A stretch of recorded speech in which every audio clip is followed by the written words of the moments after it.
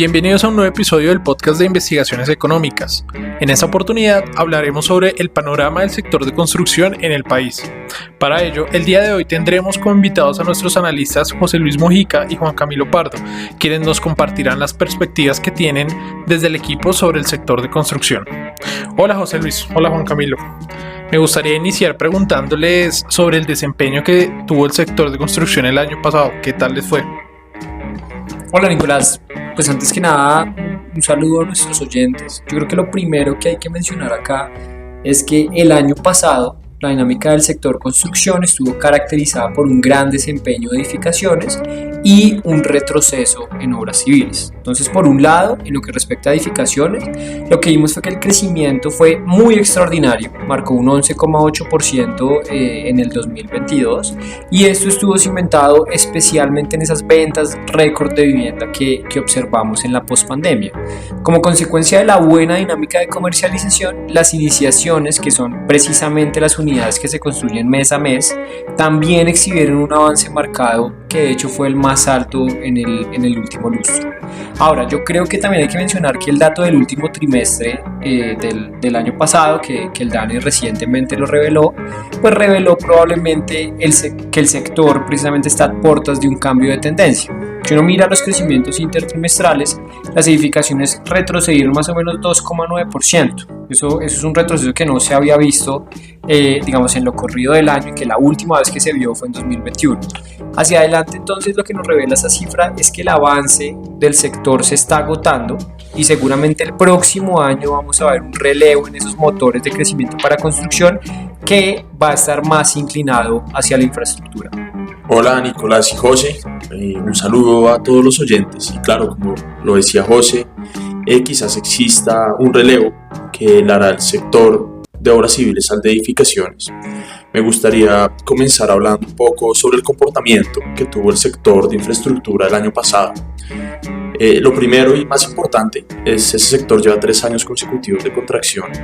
Se mantiene rezagado por debajo de niveles prepandemia en un 41%, de hecho es el sector con el peor comportamiento.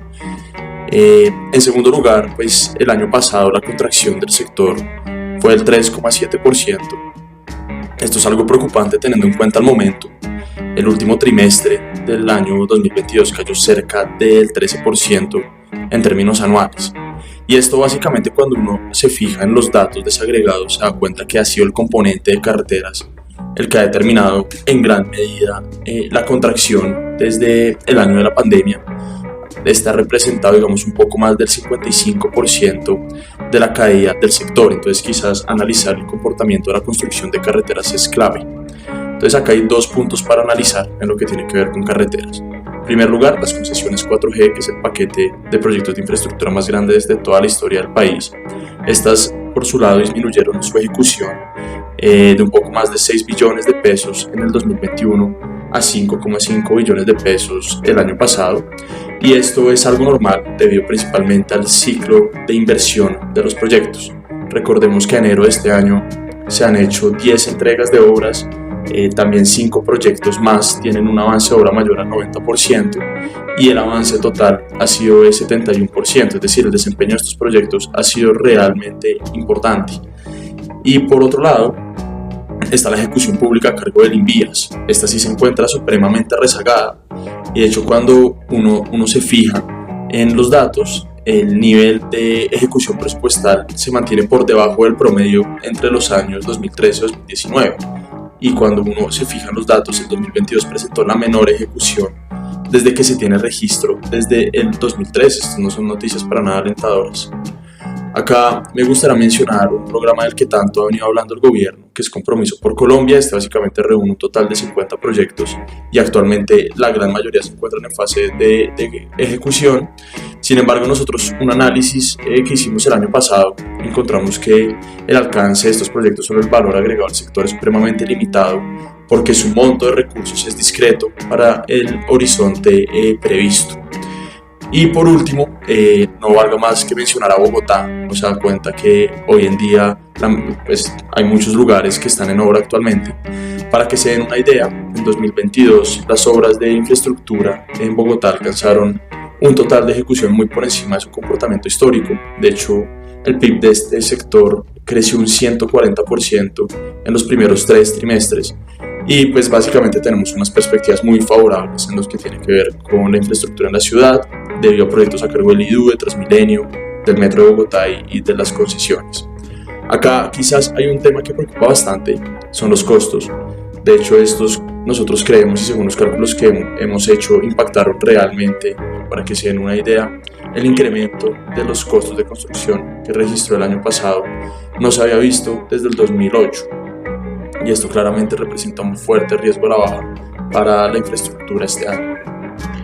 Listo, entendido. Y con estos choques de costos y tasas de interés al alza, es muy probable que veamos una afectación en las perspectivas del sector para el 2023. Y quisiera preguntarles, ¿ustedes cómo están viendo esto y en cifras puntuales, cuánto esperan que crezca el PIB, tanto de edificaciones como de obras civiles este año? Bueno, Nicolás, estás tocando un punto muy importante y voy a empezar hablando sobre la estimación que tenemos para este año. Para todo el sector de construcción, es decir, edificaciones más obras civiles, estimamos un crecimiento del 1,7%, en línea pues con una aceleración de las obras civiles y una desaceleración de las edificaciones. Entonces, empezaré hablando sobre obras civiles. Nosotros creemos que se expandirá en 0,6% el año 2023. Y básicamente los drivers o los fundamentales que vemos están basados en primer lugar en el menor ritmo de ejecución de las 4G, por lo que les comentaba previamente, que es el ciclo normal de los proyectos. Para este año estimamos un CAPEX de 4,8 billones de pesos, después de haberse ejecutado 5,5 billones de pesos el año pasado. En la obra pública, por su parte, sí esperamos una aceleración importante, tanto en obra pública como en obra territorial, y esto dado en un contexto de elecciones regionales, donde los datos históricos generalmente muestran que durante estos años la ejecución aumenta de forma importante. Acá me gustaría resaltar, Nicolás, que el aumento de los costos de construcción será un reto para el crecimiento del sector, como lo mencionaba previamente, es decir, en caso tal de que siga bajo esos incrementos tan fuertes, quizás la obra pública y territorial no pueda desarrollarse de la misma forma que tenemos previsto. Y algo que siempre pues, debe tenerse en cuenta en este sector es el posible retraso en el avance de obras, que representa otro riesgo muy importante. En nuestras perspectivas, Bogotá es fundamental. De hecho, en nuestro último informe de perspectiva sectorial sobre infraestructura, que pueden consultarlo en nuestra página web, encontramos que al integrar las perspectivas de ejecución en infraestructura, los proyectos de Bogotá lograrían compensar la desaceleración que preveemos de la inversión entre el año 2023 y el 2026 en el agregado nacional.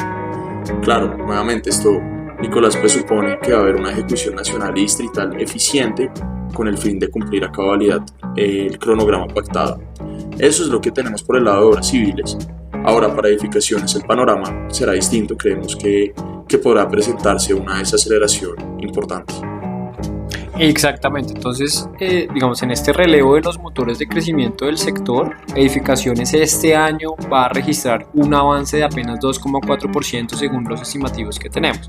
Eso es una fuerte desaceleración si tenemos en cuenta que el año pasado creció precisamente a una tasa de 2 dígitos. Entonces las razones particularmente responden a ese panorama que mencionaste, de costos al alza y de tasas de interés que van a permanecer elevadas por mucho más tiempo del que pensábamos, si se quiere, hace un año. Como resultado de esta confluencia de choques negativos, pues los márgenes de rentabilidad de esos proyectos de vivienda se han apretado y eso es particularmente nocivo, por ejemplo, para los proyectos BIS, que tienen en su mayoría precios cercanos a los topes de 135 o 150 salarios mínimos dependiendo de la ciudad en la que estemos hablando. Si bien es cierto que algunos costos, como por ejemplo los precios del acero, se han moderado en los últimos meses, el problema de las tasas de interés tiene un impacto negativo sobre los constructores porque encarece ese fondeo para ejecutar precisamente los proyectos de vivienda. En los últimos 20 años, aproximadamente la mayoría de los desembolsos a créditos constructores se han hecho una tasa variable que está indexada a la VR. Y como ustedes bien lo saben, pues la inflación desde el 2021 pues ha crecido de una forma precipitada. Eso ha encarecido entonces el servicio de la deuda más o menos en un 25%. Esa estimación es una estimación que presentamos, por ejemplo, en nuestro último informe de perspectiva sectorial, en donde abordamos un poco más qué es lo que está sucediendo con las tasas de interés y precisamente cuáles son los efectos que van a tener los constructores en esta coyuntura. Eso indudablemente pues hace cada día más difícil llevar a buen puerto los proyectos de vivienda que están en fases constructivas. Entonces, por eso que yo creo que el gobierno tiene muchas oportunidades de moderar la desaceleración que va a experimentar este año toda la economía colombiana. Si de hecho enfoca su gasto en una política de vivienda, por ejemplo, que no solamente incentive la demanda de los hogares, sino que además permita que los constructores continúen ese proceso de incremento de la oferta de vivienda disponible. Eso tendría eventualmente dos impactos positivos. Por un lado, si se quiere en el corto plazo, pues aporta positivamente al crecimiento, pero además en el largo plazo ayuda con un problema fundamental y es disminuir el déficit habitacional para los colombianos. Listo, José y Juan Camilo, muchísimas gracias y a nuestra audiencia por acompañarnos el día de hoy. Esperamos que este podcast haya sido de su utilidad y que los ayude a entender mejor el contexto del sector de construcción. Los esperamos en un próximo episodio de análisis del equipo de investigaciones económicas. Recuerden suscribirse a nuestro canal y seguirnos en Instagram, Facebook, LinkedIn y Twitter como @corficolombiana. Hasta luego.